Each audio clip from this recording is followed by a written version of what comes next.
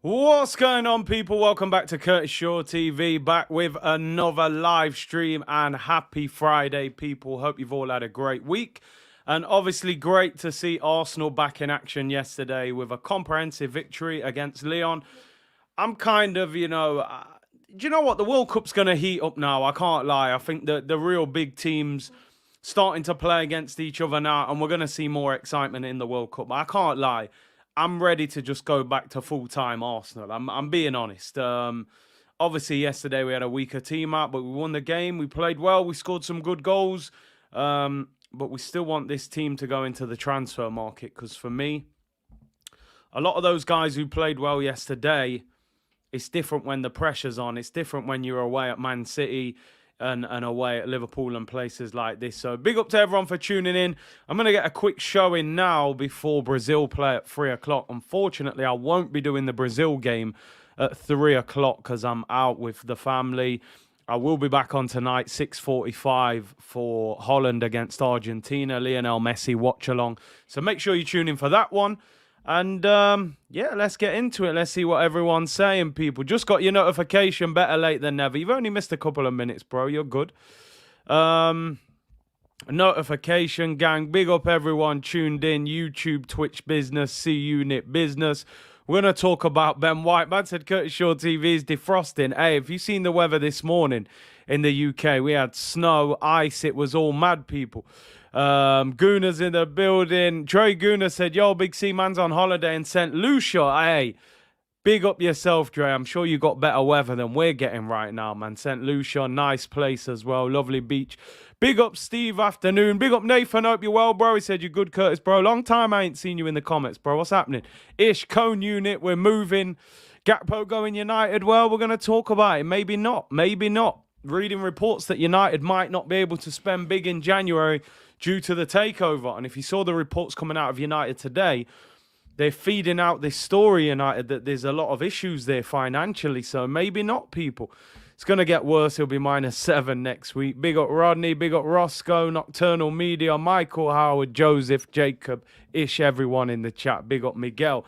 Right, let's get into it because I want to make sure we're done before 3 o'clock, so you can all obviously go and enjoy Brazil against Croatia. Big game. Gabriel Martinelli, let's see if he comes on. Let's start with a bit of chatter that was going around, actually, before we get into the game yesterday. And obviously, we've got waffle settings back. Just a brief bit of waffle from Mikel Arteta. But speaking of waffle, I want to know your thoughts and opinions on this story that has come out today, which I think is, I would say that if this story wasn't true and I was Ben White, I'd be speaking to solicitors and lawyers about this. If it's true, you got to hold your hands up. It is what it is. But anyway, I'm going to speak to the community about it. So the Daily Star, which can be a little bit of a sensationalized headline writing newspaper at times, they have said, let me just take my logo off there. They've said that Ben White's exit from England's World Cup squad was due to a bust-up with assistant manager Steve Holland. They've also then gone on to say as well, the player was already unhappy in camp after struggling to mix with his teammates, and the disagreement was the final straw, and this led to him leaving the England camp and coming back to London. Now, as I said, for me, if this isn't true, this is a disgraceful article. Absolutely disgraceful. Because not only are you saying that he's had an argument, you're saying that the guy doesn't get on with his teammates. Which is it's such a strange headline that I'm almost like, on one hand, surely you can't write a headline like that without some information. Or on the other hand, are you actually just that desperate for a headline? You've completely made something up. This is a damaging headline because there are people out there that will read this and believe it. I don't believe this. There needs to be evidence to support this, in my opinion. Otherwise, as you're saying, people, pure cap.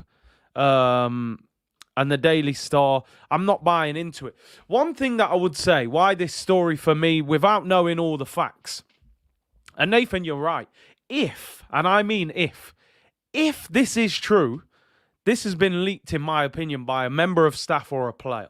But as I said, I don't believe it's true. Why this article doesn't make any sense for me.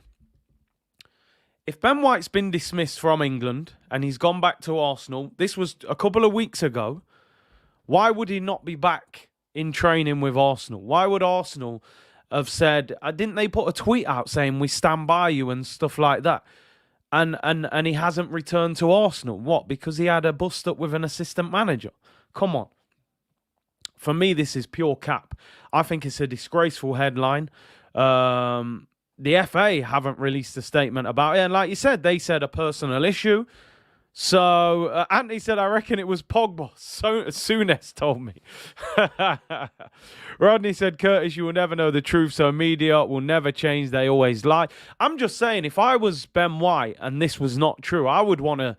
I know you can't always defend yourself at every article, but I think this is quite a damaging headline. And yeah, but listen, if he's got obviously more going off, which we would expect that it would be possibly something to do with family or something, then I think this is an absolutely disgraceful article from the Daily Star if this isn't true. Like real scum of the earth stuff if they're making this up. Yeah, you're right. You know, lawsuit business. But anyway, let's move on. Let's not even give the Daily Star the time of the day. It is what it is. Man said Meghan Markle leaked it. Oh, man. With all the headlines coming out of there, to be fair. A bust-up is a personal issue. It is. I just don't see why he would not be back with Arsenal. Having a bust-up with an assistant manager doesn't mean you need 2 or 3 weeks off. Yeah, you'd be disappointed, but you'd get back to it with Arsenal and move on from it. So, yeah. He needs to be sacked if this isn't true. Big C become Ben White's lawyer. Anyway, let's move on. Let's look ahead. And look at Arsenal moving forward. In fact, let's briefly just look back. Yesterday, I'm not going to do player ratings. Arsenal won 3-0 yesterday against Olympique Lyonnais, or Olympique Mayonnaise as we were calling them. They were terrible yesterday, Lyon. And listen, let's give Arsenal some credit. They had, I would say, 9 of their first-team players not playing. I think Odegaard and Gabriel are the only 2 players that would start a Premier League game if everybody was fit out of that squad. They then went on to win the penalties 2-1. Karl Heinz Mayonnaise made a hero of himself as well, saving 4 penalties, outstanding. Did his confidence the world of good. Gabriel with the first goal, bullet header. Eddie Nketiah with a nice finish after a good ball from Viera, and then Viera himself completed it off with a rocket in the top corner. Hossam Aouar didn't do himself any favours in terms of getting a move to Arsenal. He's out of contract in the summer, but he was terrible. Hardly noticed he was on the pitch. Lacazette, non-existent. They were awful, Lyon, and Lyon had the majority of their first-team squad available. So they would have been very, very disappointed with that performance. Arsenal dominated the game. Obviously, we can see from the lineup, we put out a far weakened team, made a number of changes with the youngsters coming on. Hein, Cedric, Gabriel, Tierney, Odegaard, Elneny, Sambi, Vieira, Nketiah, and Nelson. For me, the standout players, probably Martin Odegaard, Fabio Vieira, Reece Nelson. That's not to say... Wow, it's all going mad. Everything's falling off. Apologies. Probably mashed up your eardrums there. That's not to say that the defenders didn't do well, because I thought they actually defended quite well as well. But they didn't have a lot to do. So the focus was far more on the attacking players. Thought Nelson looked lively. Eddie took his goal well. And I thought Vieira's goal was absolutely brilliant, to be honest. Yeah, mic drop business, literally. And the rest of them were solid without being spectacular. It was what it was, really. And Hein, listen, got to give some credit to Hein, because after the game against Brighton, many of us were like, listen, this isn't a guy that's going to end up possibly getting into the Arsenal first team. Still not saying he is.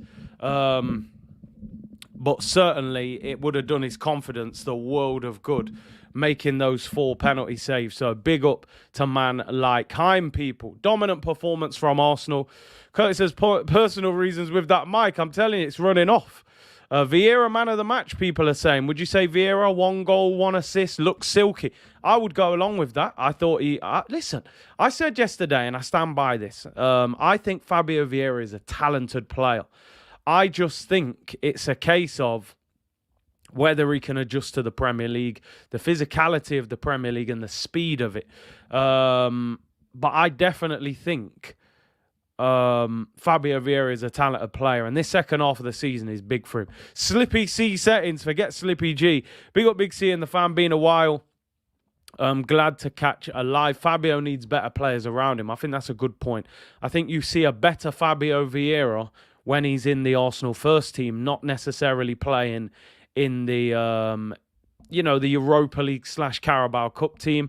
I think Zinchenko is injured again. And I read the report. They were saying that he's only been doing the gym work, Zinchenko, and hasn't been training, which would indicate maybe there is still some sort of issue in his leg and he's only able to push weights, which is, Zinchenko seems very injury prone since coming to Arsenal. Again, a real worry for me that, we signed 2 players from Man City. One's out for 2 to 3 months, and Zinchenko's had a number of little injuries this season.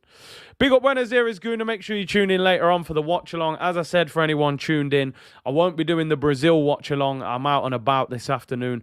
I will be back on later on for Argentina against Holland. Let's briefly get through the waffle. Mikel Arteta, we ain't had waffle from him for a while. I'm going to get through it pretty quick, as I don't want to bore you. Obviously, the Brazil game coming up. Got some transfer business to talk through. Ish said Zinchenko is more injury-prone than Tierney. Everyone is injury-prone when they come to Arsenal, said Amo. Rai said, Curtis says Arteta sent you that 6-month contract to help Eddie out. Pep lied to us. Listen, Pep would have done what was necessary for him. Anyway, let's get into the press conference. Mikel Arteta, on how satisfied he's been with the trip and the result. He said, really pleased. We always enjoy coming here. It's a place we get really well looked after and have the right conditions to play and train. It was our first game here since I've been manager. It was a great experience. Thank you so much to everybody involved for making it possible. And I'm really happy we won and played at a good level. I was very surprised at the small crowd that was there yesterday. I think that stadium holds about 17,000. They look like there might have been 2,000 or 3,000 in there. Although a lot of people are saying flights to Dubai at the moment are really, really expensive. I did look at the trip myself. Sure, on tour was a possibility. And for some reason, at the moment, it's really, really gone through the roof. Flights and hotels over there. I don't know if it's got something to do with it being close to Christmas, with the World Cup being close to it, or I'm not sure what the reason is. Anthony said he's having personal problems with his hairline. Return flight to Turkey needed. Gabriel hairline goals. Oh, man, do what's necessary, man.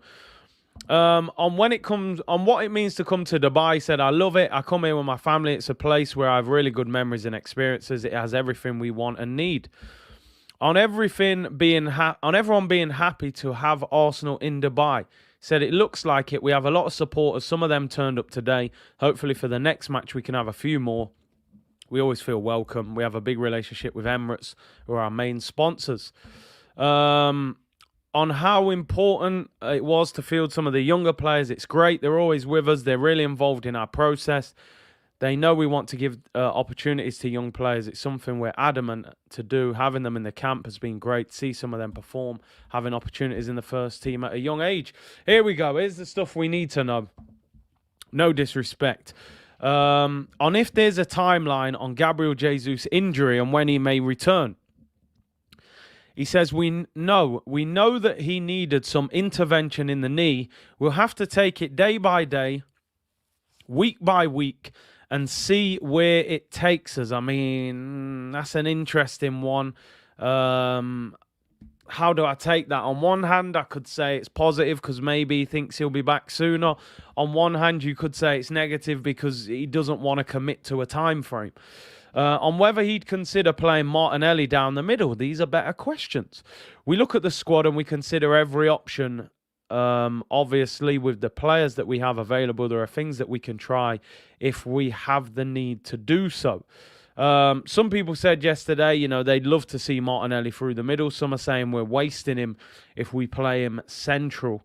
But listen, the fact is we should be going into the market.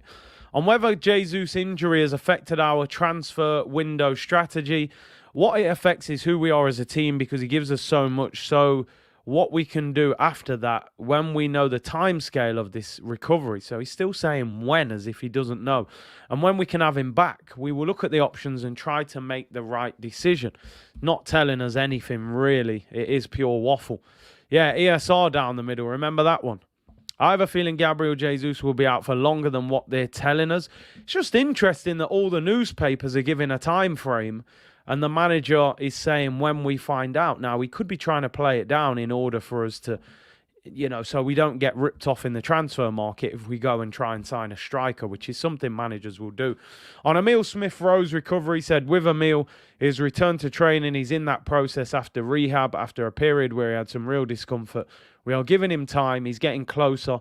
Hopefully, in the next few weeks, we'll be able to see him. So that doesn't sound like we're going to see him during this trip to Dubai, obviously with the game against Milan being in less than a week. He's saying they're in the next few weeks. So potentially, maybe Smith-Rowe still a few weeks away from being back and available.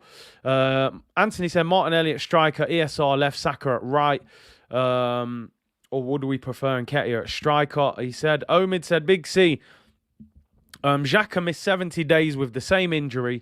His was worse, so I expect Jesus to be back before mid-February. I mean, listen, that would be a boost. But as I said, we still play West Ham, Newcastle, Brighton. We play Tottenham away. We play Manchester United at home. You're talking mid-February, you're still looking 7 to 8 games, possibly 9. So it's still long enough that we need to go into the market. Even though Arteta has proven me wrong, there's still trust issues. I'm the same, bro. I'm the same. People say it to me all the time, oh, Arteta. I say, listen, I like what he's doing, but I've forgiven him, but I don't forget. That's where I'm at with Arteta. You'll get my full support, and I want you to do the best you can for the club. I hope I hope you can win the league. But I've still got little, doubts over certain things that I've seen handled in the past, and I still want to see them addressed. Last January was a huge problem for Arsenal where we didn't move properly. That might not be his fault. The club may not have given him the money, but,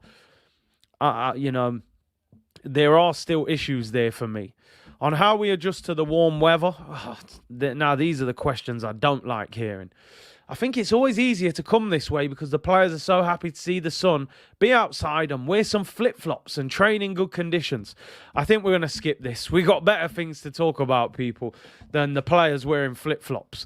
On our current squad depth, yeah, the trauma is real, man, I'm telling you. We've been through some real pain. We play West Ham, Brighton, Newcastle, Tottenham, Man United and Everton in the first 6 games back. Difficult games, man. Difficult games. Let's not talk about the flip-flops and the weather. Went off the train. On our current squad depth, he said, I feel like my squad is really good. Unfortunately, we've had injuries, and we will try to see what we can do to be strong. We have players. We have a lot of accompanying players. The question is, do we have the players that can give us the performances and consistency that we need to maintain and improve from where we are? Interested. I wouldn't mind a week in Dubai. Why not, man? Go and enjoy that weather. He said we've had injuries. I mean, really, you look at it now, we got Jesus and Smith-Rowe injured. We've only got 2 players injured. Zinchenko, but he's nearly back. It's not like we've got a whole host of injuries. Really, we've got 2. 3 if you include Zinni. The squad should be built to deal with that. So they're going to have to go again. But I definitely think with the end of that, he's telling the owners, like Ish said, sending signals, do we have a squad that's capable of maintaining the level? And we clearly don't. We have a quality team. We don't have a quality squad. Machiavelli said, I don't have an issue with Arteta. The issue is the owners. If they back Arteta with enough funds, he can be one of the best managers. I mean, listen, in all fairness, 270 million in the last 2 seasons. That is sufficient backing, really. Over 350 million since he's taken over as manager. So let's get through this on whether the second half of the Premier League season will be more difficult after the World Cup. I don't know. It's a new experience for everyone. We've tried to prepare in the best way. It's important for us to have the camp. It's important as well to get the players back who participated in the World Cup in the best possible way as quickly as possible. Short, sweet, get out of here. We don't want to talk about flip-flops. So I'm glad that's over. What started as a decent press conference with the questions went downhill very quickly. They started asking stupid questions in the end, so I'm glad that's over with. Let's move on. Timing is everything. You're right.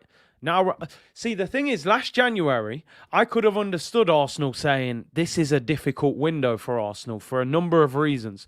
Number one, they couldn't have seen that Aubameyang situation happening. Number two, we'd finished 8th the year before. We were in a top 4 race. But big players would have still looked at Arsenal and probably swerved us and probably said, Vlahovic would have said, nah, they ain't really going nowhere. Now we're top of the league. Now we got money. And we needed an attacking player anyway with Nicolas Pepe leaving. So they should have already been prepared for this situation. Maybe they were looking at a winger now. They need a striker or a winger that can play central. So Steve said, to be fair, the owners and the manager have stepped up this season, but the January window is massive for us. And as I said, Steve, when is the last time Arsenal really got to grips with a January transfer window? You know, last January, we did nothing. The year before, Pablo Mari and Cedric. And obviously, we had the Odegaard, Matt Ryan one as well. So we haven't had good transfer windows. Dennis Suarez on loan. The last one was Aubameyang, and that was only because Alexis had gone. Eddie is the 100k solution, says McLovin. Well, we'll have to see about that. They've backed Arteta more than Emery or even Jerome Wenger's last year's combined. We need Arteta to want a striker, left winger, and CDM, and for Edu to do his job. We need a mini summer transfer window. So, let's look ahead. Game done. Beat Lyon 3-0. Played well. Won on penalties. Hein did great. Odegaard was class. We give Viera Man of the match. I thought he was brilliant and scored a fantastic goal. And it's a big second half of the season for him. He could be vital for us. And big up Odion who's tuned in. But let's look ahead. Arsenal need to improve the squad. There's no doubt about it. Let's get the first bit of transfer news. Somebody we spoke about the other day, and that is João Felix. Now, according to reports, Atletico Madrid have placed an 86 million price tag on João Felix, alerting clubs including Arsenal, Chelsea and Manchester United. Most suitors would likely prefer an initial loan with an option to buy, but could be charged a sizable loan fee. Now, we spoke about this yesterday, about João Felix, and we said, look, if they want 100 million for him, they won't get it. He's not worth it. They're now talking 86 million. So there's a slight reduction there. I think they'll probably have to go a little bit lower even than that. You know, I think you've got to get in the 70s before you can get a deal. Would you take it if you could structure the deal in a better way? They're talking about here maybe 15 to 20 million pounds up front on loan. So I'm thinking if you can get him down to maybe 70, 75 million, you give them 15, 20 million up front, get him on loan, you then buy him for 50 million in the summer. The deal doesn't look as bad then. I like João Felix. I've said many times he's not a 100 million pound player. I don't even think he's an 86 million pound player. Due to the fact that he doesn't score enough goals. He is a little bit lightweight. He's not an out-and-out goal scorer. So I don't see him as somebody who comes here and scores 25 goals. However, let's not take anything away from it. This guy is a player. I think he's a serious player. And he's a very talented player. I think he made the wrong move going to Atletico, playing for Simeone. So I'm just intrigued to see what you would do. But as I said, it's interesting. The price is dropping, so maybe it just needs to drop a bit more. Bloody brilliant form by the lads yesterday. How do you feel, dear Mr. Shaw? Listen, I enjoyed it. I really enjoy it. What I always say is, can El Neni, can Viera, can Holding, can Nketiah, can Nelson, can these guys do that in the Premier League against better opposition? This is the question, you know. And time will only tell, you know. Manuel said, get Felix for 60 to 75 million, then a midfielder who's box-to-box or an outright CDM. 1 year loan with an option to buy for 50 million after the year. That's the only deal I would do. Where is Don Raul when you need him? Yeah, I know. Get the brown envelopes. Get the brown envelopes out. Don't worry, Curtis Cecil has had a word with spending 200 million in January. Yeah, big up Cecil, man. He was rubbing shoulders with the Kroenkes in America. Do the loan thing, 50 million in the summer is doable. It's hitting that Simeone. It's fitting that Simeone dresses like a hitman. Is a straight football assassin. He is. João Felix the cat. Listen, for me, if you could get that down another 10, 15 million and you could get 15, 20 up front on loan, drop 50 on them in the summer, I would be interested. I like him. I've said many times, the only thing I've said is if you bring him to Arsenal, where do you play him? Is he an out-and-out striker? Not really. Probably more of a false nine. So does he replace Gabriel Jesus? I'm not sure you do that. Do you play him where Odegaard plays in the 10? He's the captain. The manager loves him.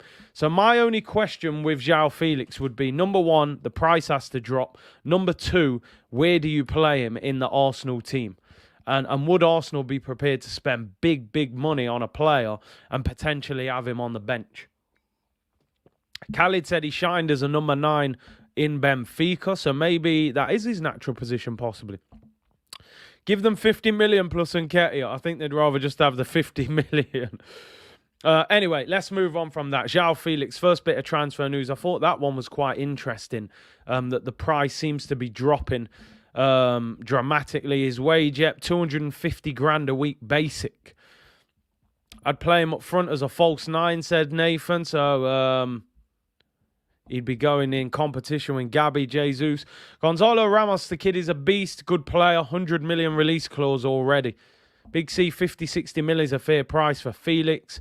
Tailwood said, what's our financial fair play situation, saying if we drop a bag on a striker, reports saying they were onto us and we probably ain't selling anyway. And that's why I'm saying somebody like João Felix, where you could get him on loan and possibly pay the rest in the summer, would make sense for Arsenal, because then financial fair play, we could sell some players in the summer, make some money back. Khalid said the price is dropping like crypto dips. It's mad, man. Buy on the dip, they say.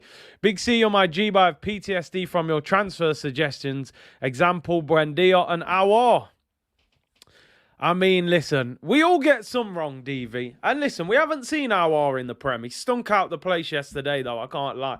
But all right, you trust Edu and Arteta. I'm still going to give you some Willian, some Runarsson, some Cedric, some Pablo Mari.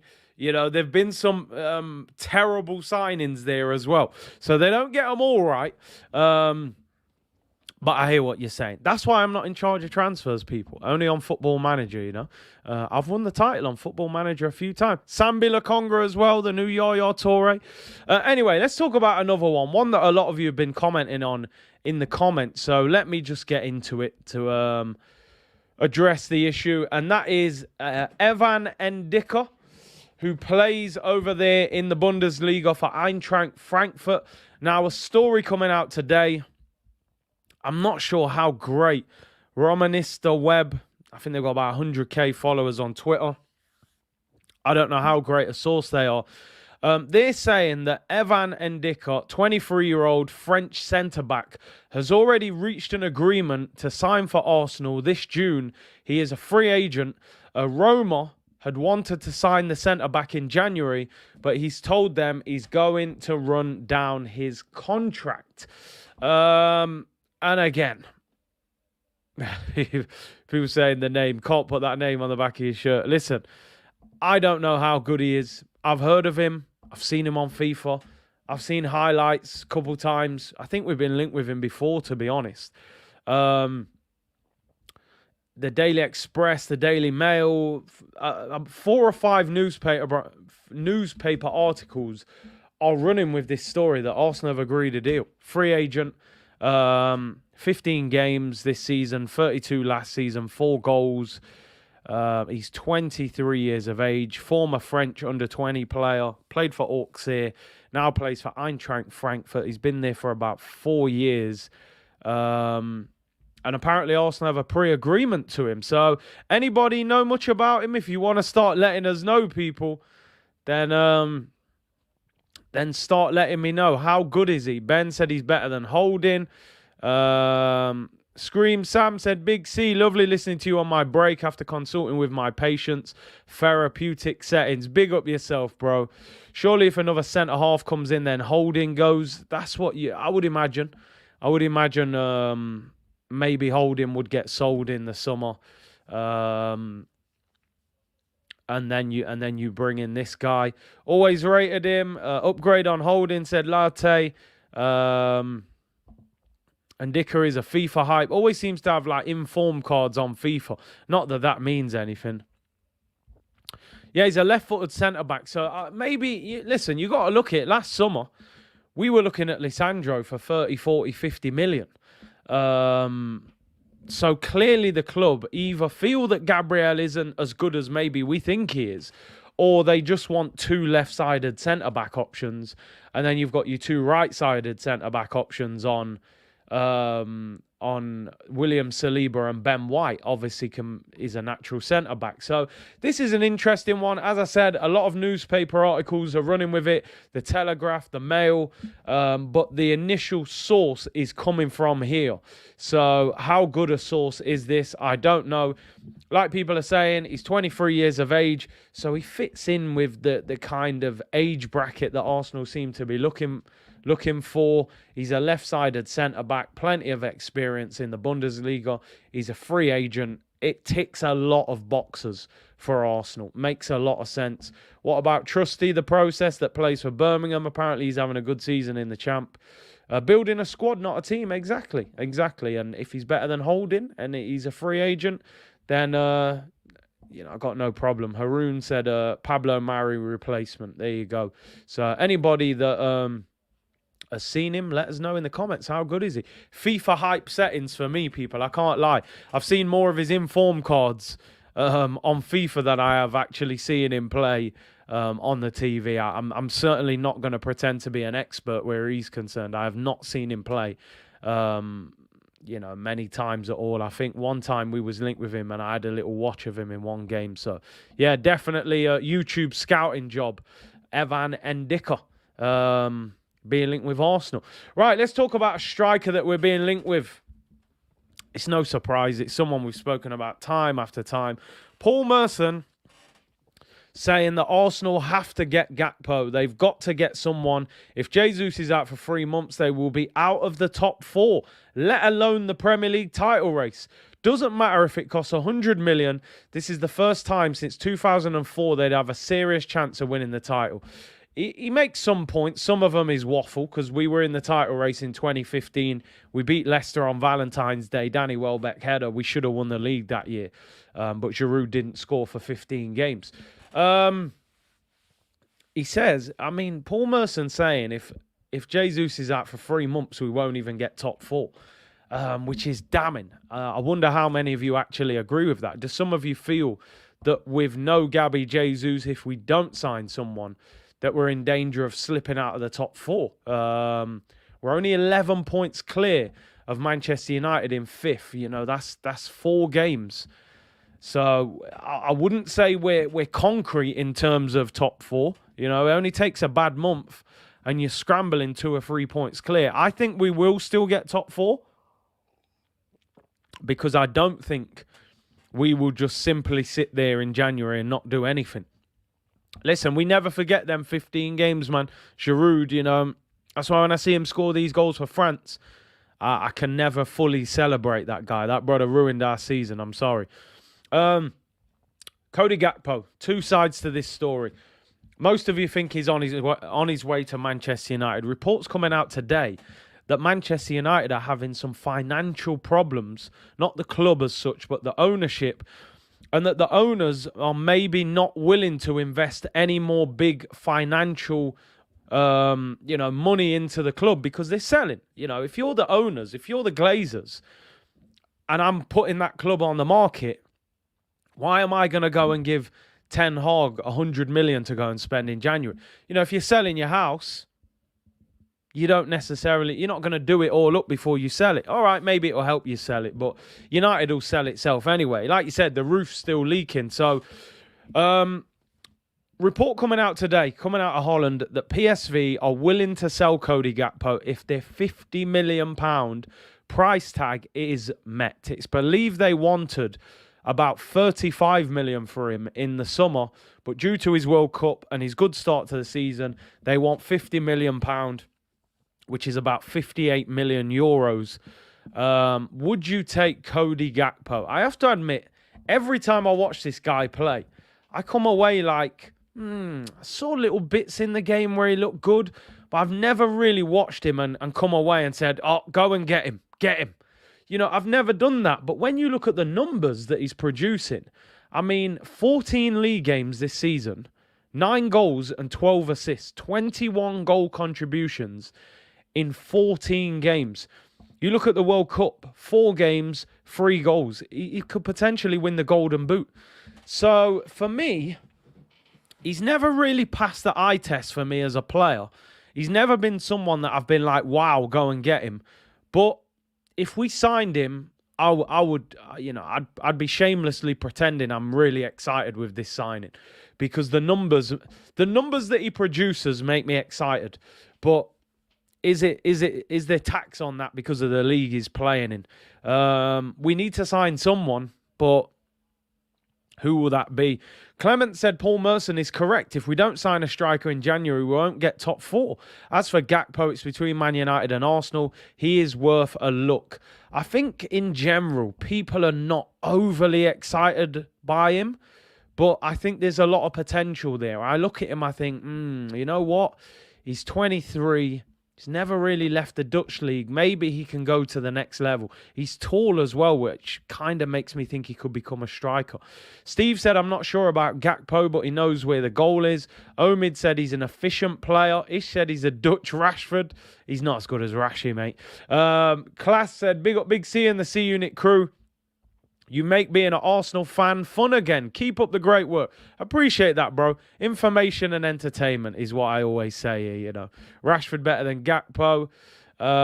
If we don't get top 4, people are getting the sack. They should, but maybe not at Arsenal. Fire Kidan said, I agree, he has potential to do big.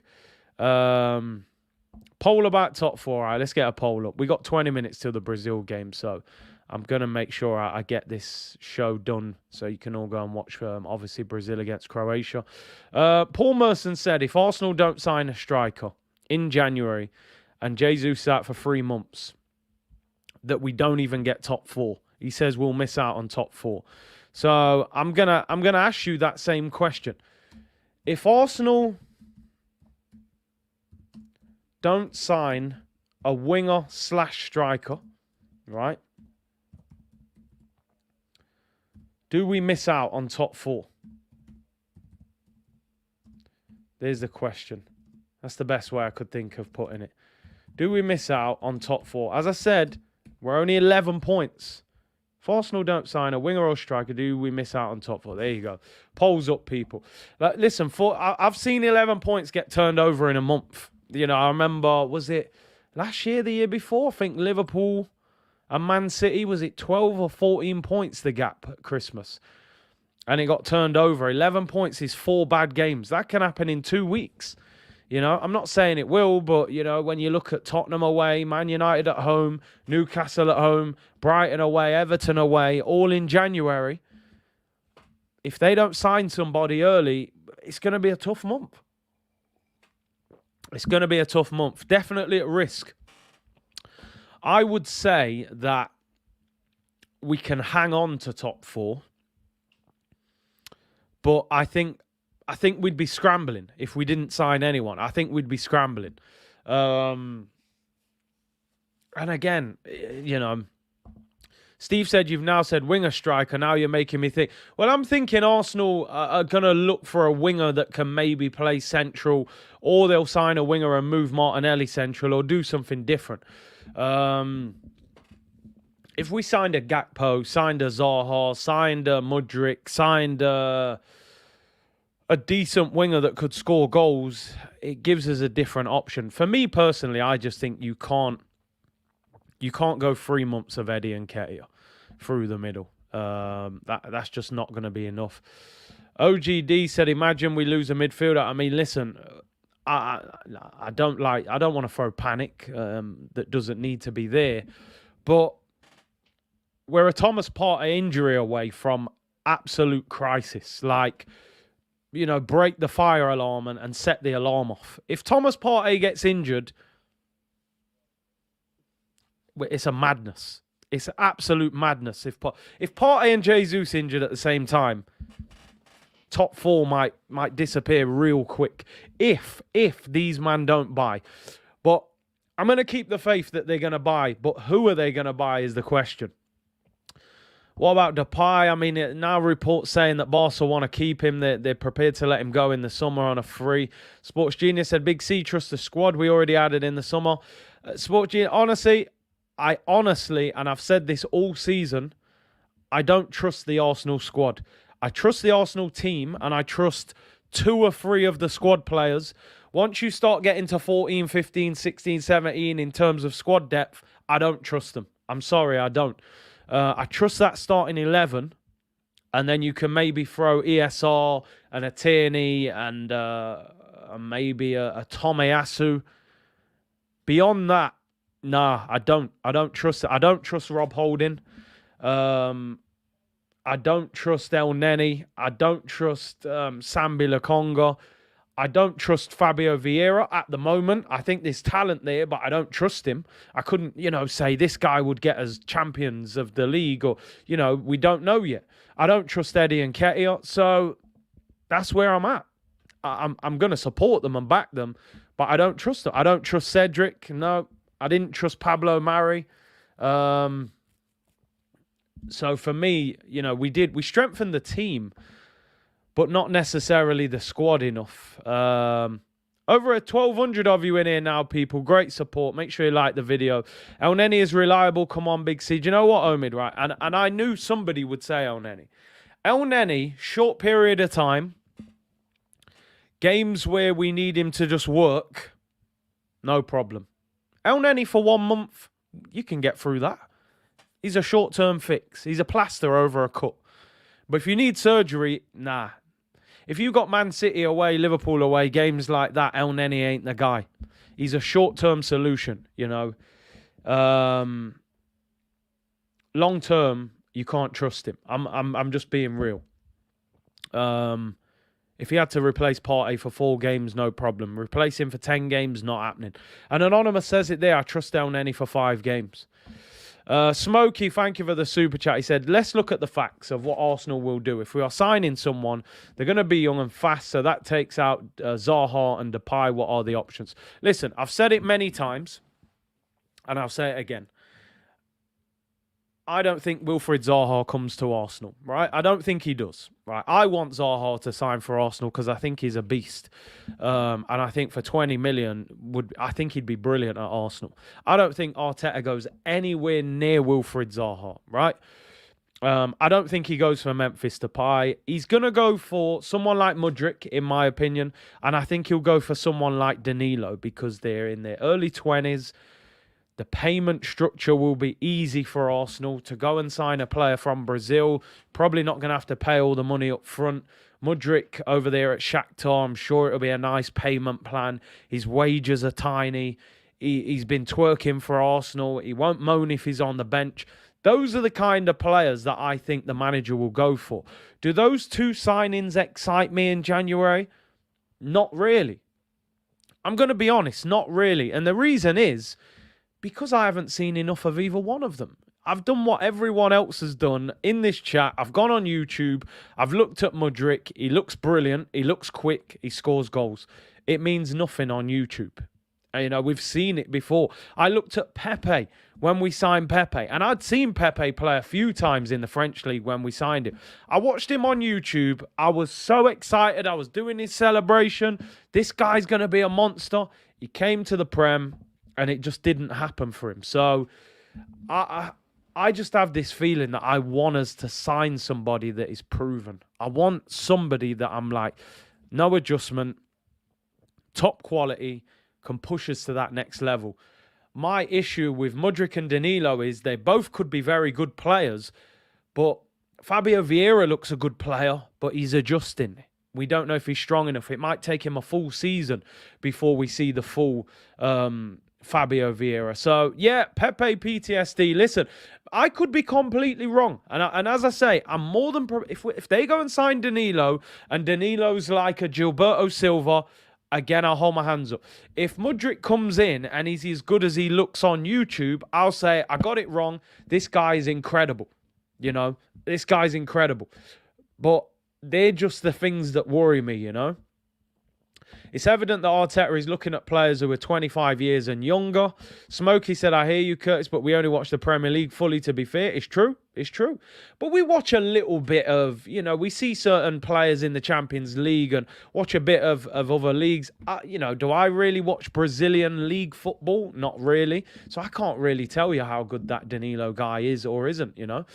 Omid said, Big C is a Madrid fan. Modric is a special player. He played against us this season and last season and smoked us. There you go.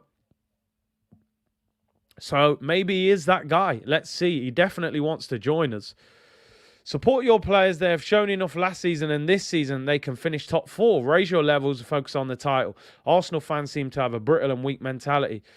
Listen, for me, this squad didn't get over the finish line last season. We signed a few players in the summer. Gabriel Jesus is injured. Zinchenko's injured. Matt Turner was a backup. Fabio Vieira is still settling in. So the team isn't much different from last season until we get the injured players back. So I need to see evidence they can get over the finish line. That's what I really want to see. Can they get over the finish line now and get us what we need? Sané would excite me. If we sign Leroy Sané, I'm like, yes. From day one, this guy takes us to the next level. He's a beast. He's played in this league. He understands what it's about. But, and you know what? I think Arteta would sign Leroy Sané. You know, he's worked with him. It's just he would be expensive. And Bayern aren't going to take some Klarna business. Them big clubs don't take, we'll give you 8 million up front and we'll give you 47 million over the next 5 years. Them man want most of the money up front, you know? Zinchenko and Saliba have been immense. Yeah, I mean, Zinchenko hasn't played enough football for me. I think he has been really good. I look at Zinchenko's stats now, this season. 7 games in the Premier League, and we've played 14. He's missed 50% of our league games this season. That's not good enough. Let's be real. That's not good enough. You're talking about Kieran Tierney. We criticise him for that. He's missed 50% of the games, and he's injured at the moment as well. So I think Zinchenko's been good, but he's injury prone. 50% of the games he's missed. So he needs to, he needs to stay fit. We need him on the pitch. Smokey said, I'll be real, Big C. Sané is like 26, 27. It's crazy, isn't it, that now 26, 27 is viewed as like, oh, is that too old? Can Arsenal buy a 26-year-old, 26, he's probably not even at his prime yet, Leroy Sané. But I hear what you're saying. I think this is a good point from Anonymous. Sané, he's come to the Prem. He's cleaned up, really, and won everything with Man City.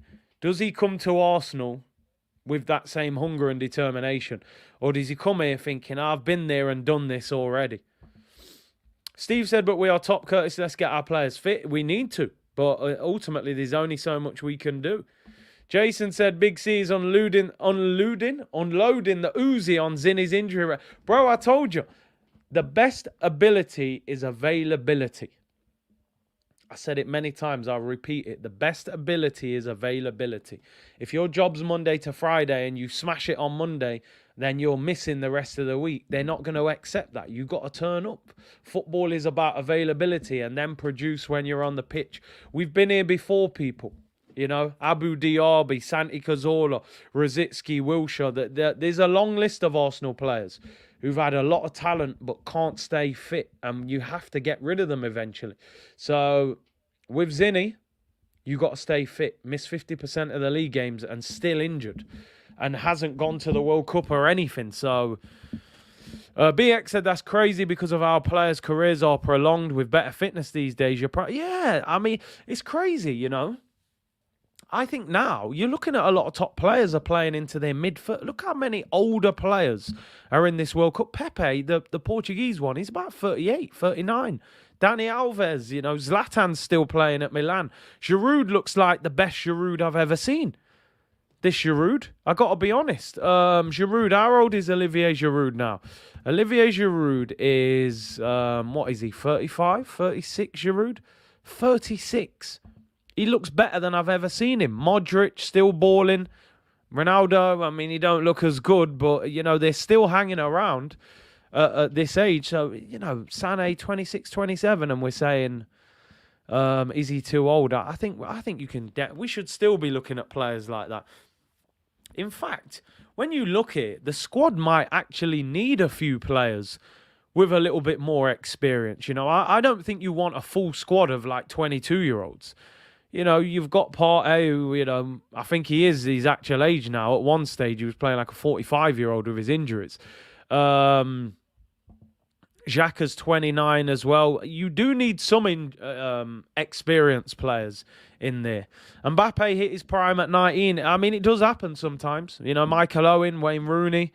I think those guys' prime was a little bit younger. So, listen, we'll have to see. That's pretty much it for the transfer news, people. Cody Gakpo is the headline name, if you like, today, being linked with Arsenal. Man United having some injury problems. Oh, interesting. Just quickly before we round up, Gareth Southgate had said something about Ben White. So we'll just get that up. Yeah, as I said, people, I'm not streaming the Brazil game, but I will be on for Argentina-Holland later on as well. So make sure you tune in for that. Brazil starts in 5 minutes. I'm going to show you this, and then we're going to round up. Martinelli's on the bench. Southgate has said he's trashed the Ben White rumours. He said, I think by commenting on the story, I could be giving it any form of credibility, really. We explain why Ben left the camp, and I think it's important that that is respected. So, you know, as I said earlier, absolutely disgraceful from that newspaper to create a story like that, and Southgate has trashed it. So we said it wasn't. We didn't think it was true anyway. Alex said, who are we going to replace Partey with? Again, this is why we need to go into the market. Whether that's Danilo, whether that's somebody else, but we're going to have to sign. And you know, El Neni is not that guy. Lokonga is not that guy. So, yeah, I think that's something we're going to address. I think in this transfer window, Arsenal will sign 2 players or try and sign 2 players. I think they will try and sign a defensive midfielder, and I think they will try and sign a winger that can possibly play central as well. I don't think they will sign an actual number 9 striker unless they can pull off something incredible with like João Felix, get him on loan and pay the rest of the money for him in the summer. So that's what I think Arsenal will do. Anyway, people, thank you very much for tuning in. I'll be back tonight, 6:45, Argentina against Holland. Going to be a madness. Messi against Van Dijk. Could be Messi's last ever international World Cup match unless the story continues. I'm going to let you go. 3 minutes until Brazil play against Croatia. Let me just end that poll quickly before we get out of here. What did I say? Let's see what you're saying. Paul Merson said, if Arsenal don't replace Jesus, we'll miss out on top 4.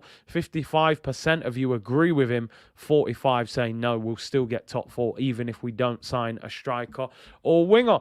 Thank you very much for tuning in. Enjoy the Brazil game, people. I'll see you all later for the Argentina against Holland watch along, and enjoy the rest of your Friday. Bless.